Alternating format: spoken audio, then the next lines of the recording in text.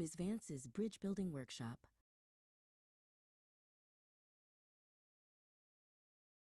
Ms. Vance, a teacher with a spark in her eye, leaned against her desk, looking out at her high school class. All right, writers, ever feel like your essays are a series of disconnected islands? You have a brilliant point about the Great Gatsby here, and a sharp analysis of its symbolism over there, but they're stranded. Your writing feels choppy. A student named Maya raised her hand. Yeah, my last history paper felt like that. The ideas were all there, but they didn't flow. Ms. Vance nodded. Exactly, Maya. It's a communication breakdown. But what if I told you there's a secret architectural tool to connect those islands? That tool is the transitional phrase, Ms. Vance announced, writing it on the whiteboard. Think of them as bridges. They create a smooth path from one idea to the next.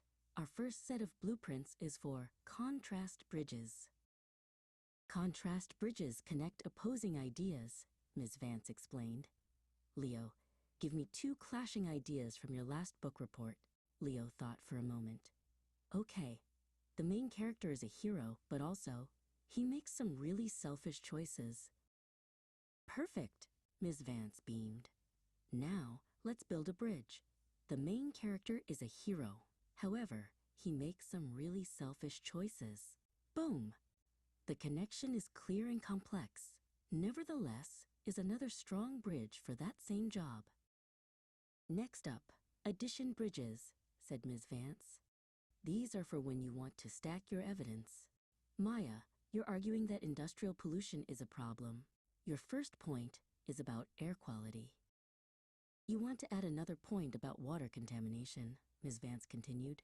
Let's use furthermore. Poor air quality is a major concern.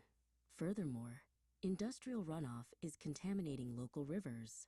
See, you've just made your argument even stronger. Our final blueprint for today, cause and effect bridges, Ms. Vance announced. These show consequences. Think, therefore, and consequently. They show logic in action. Leo, let's use a science example. The experiment was contaminated.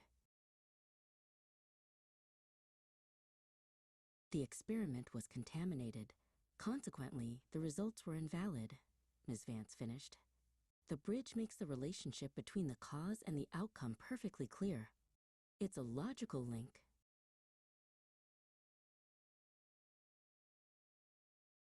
All right, architects, you have the blueprints, Ms. Vance said, her voice full of encouragement.